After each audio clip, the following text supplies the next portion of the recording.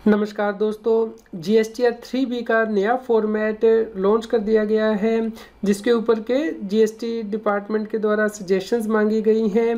दोस्तों, इसके बारे में हम इस न्यूज़ में डिटेल में डिस्कशन करेंगे। दोस्तों, 47 जीएसटी काउंसिल में डिसाइड किया गया था कि जीएसटीआर 3B में कॉम्प्रिहेंसिव चेंजेस किए जाएंगे, इसलिए अब ये नया फॉर्मेट रिलीज़ किया गया है जिसके ऊपर के सजेशन मांगी गई है 50 सितंबर 2022 तक। दोस्तों, जीएसटीआर 3B में जो चेंजेस किए गए हैं उसके लिए कंसेप्ट पेपर रिलीज़ किया गया है। इस कंसेप्ट पेपर में बताया गया है कि जीएसटीआर 1 या फिर जीएसटीआर 2B में बिना कोई चेंज किए हुए जीएसटीआर 3B में चेंजेस किए जाएं, इसके लिए ये नया फॉर्मेट रिलीज़ किया गया है। दोस्तों, जीएसटी की रिटर्न के लिए ब्रीफ हिस्ट्री यहाँ पे बताई गई है। पहले ये डिज़ाइन किया गया था जीएसटी एक्ट के अकॉर्डिंग कि जीएसटीआर 1, 2 एंड 3 फाइल की जाएंगी, लेकिन जीएसटीआर 1, 2 एंड 3 को डेफर कर दिया गया था और उसकी बजाय समरी रिटर्न यानी कि जीएसटीआर 3 भी इंट्रोड्यूस की गई थी और आउटवर्ड सप्लाई के लिए जीएसटीआर 1 इंट्रोड्यूस की गई थी। उसके बाद गवर्नमेंट के द्वारा कहा गया था कि नया रिटर्न फाइलिंग सिस्टम यानी कि ANX 1, ANX 2 और RT01 स्टार्ट किया जाएगा और इसके लिए जीएसटी में अमेंडमेंट भी कर दी थी। सेक्शन 43A इंट्रोड्यूस किया गया था, लेकिन इसे नोटिफाई नहीं किया गया था।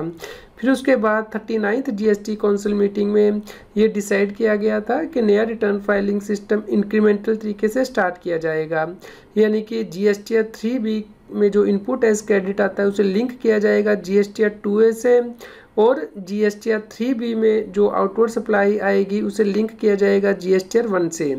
उसके बाद 42nd जीएसटी काउंसिल मीटिंग में ये डिसाइड किया गया कि जो प्रेजेंट सिस्टम है जीएसटीआर 1 और जीएसटीआर 3B को फाइल करने का उसे ही कंटिन्यू किया जाएगा और इसमें ही अमेंडमेंट की जाएंगी। दोस्तों, 43rd जीएसटी काउंसिल मीटिंग की रिकमेंडेशन के बेसिस पे जीएसटी एक्ट में अमेंडमेंट की गई थी ताकि जीएसटीआर 1, जीएसटीआर 2B और जीएसटीआर 3B रिटर्न अलाइन हो जाएं। इसके फीचर इस प्रकार थे। टैक्स पेयर को जीएसटीआर 1 फाइल करनी मैंडेटरी होगी इससे पहले कि वो जीएसटीआर 3B फाइल करें।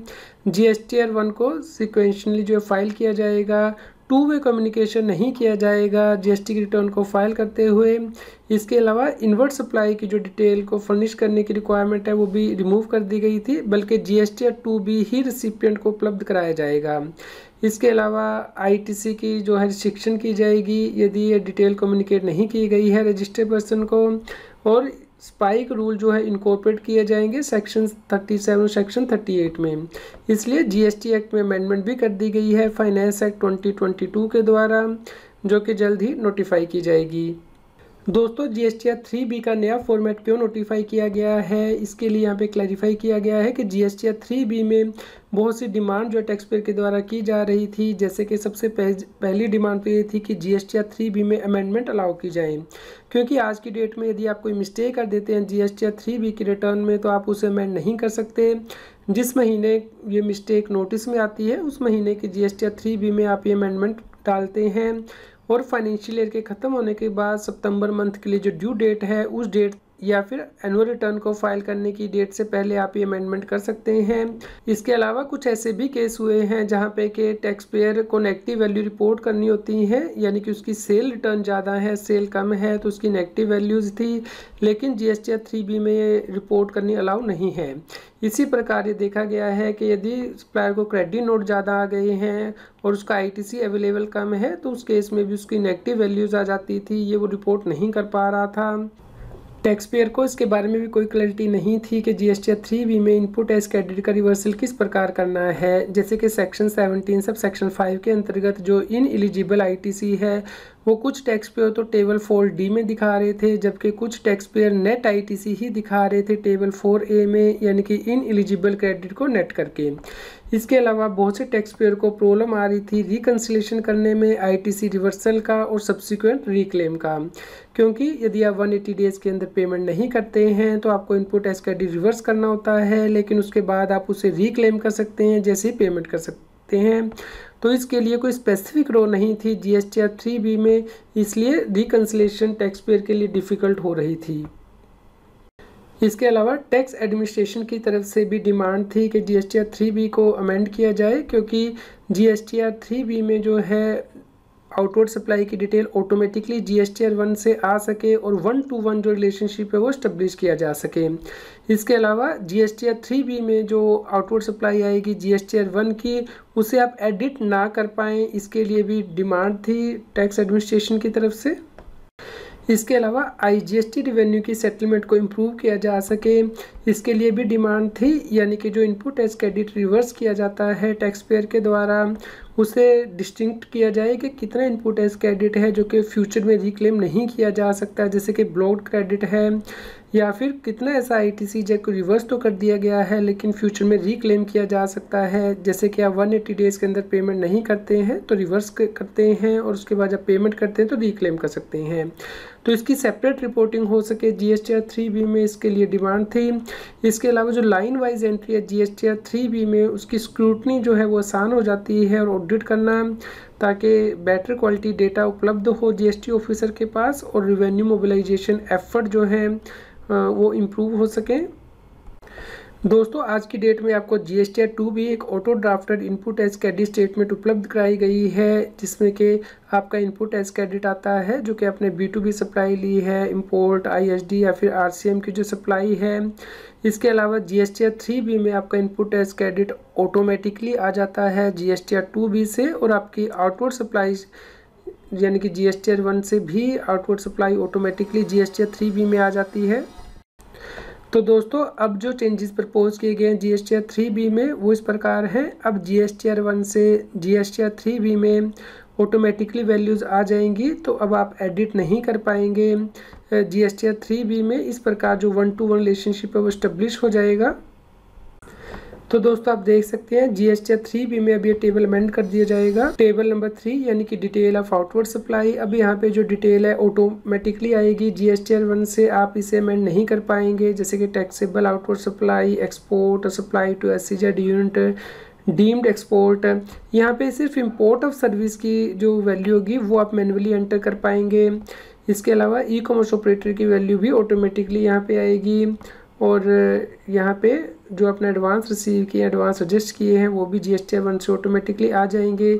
इसकी फर्दर बाइफिकेशन भी यानी कि पार्ट B में ऑटोमेटिकली हो जाएगी, यानी कि सप्लाई में टू अनरजिस्टर्ड पर्सन, सप्लाई में to composition taxable person and UIN holder. दोस्तों अब GSTR 3B में अमेंडमेंट टेबल भी जो है इंसर्ट किया जाएगा, लेकिन जो आउटवर्ड सप्लाई की डिटेल है वो आपकी GSTR 1 से ही आएगी, यानी कि GSTR 1 में आप जो अमेंडमेंट करेंगे वो ऑटोमेटिकली GSTR 3B में सेपरेटली रिपोर्ट हो सके, इसके लिए टेबल इंसर्ट किए गए हैं। और इनपुट टैक्स क्रेडिट से रिलेटेड जो अमेंडमेंट है वो भी आप अलग से दिखा पाएँ GSTR 3B के लिए, इसके लिए नए टेबल जो है वो एक्टिवेट कर सकता है टैक्स पेयर।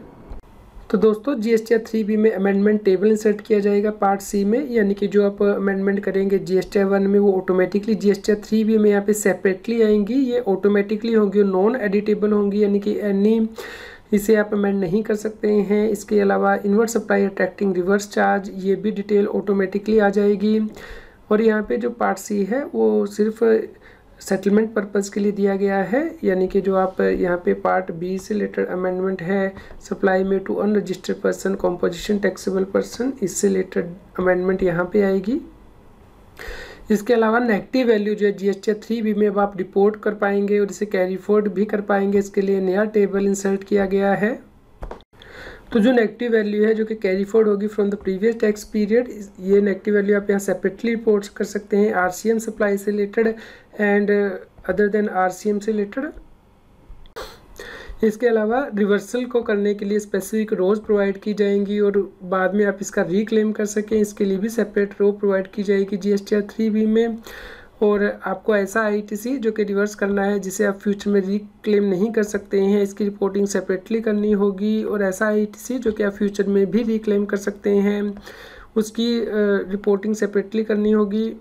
दोस्तों टेबल 4 यानी कि eligible and in eligible ITC जो है उसके कॉलम में भी अमेंडमेंट की जाएगी, यानी कि जो इंपोर्ट ऑफ गुड्स का टेबल होगा वो तो ऑटोमेटिकली आएगा, लेकिन इंपोर्ट ऑफ सर्विस के केस में मैनुअली एंट्री कर पाएंगे आप ITC की GSTR 3B में।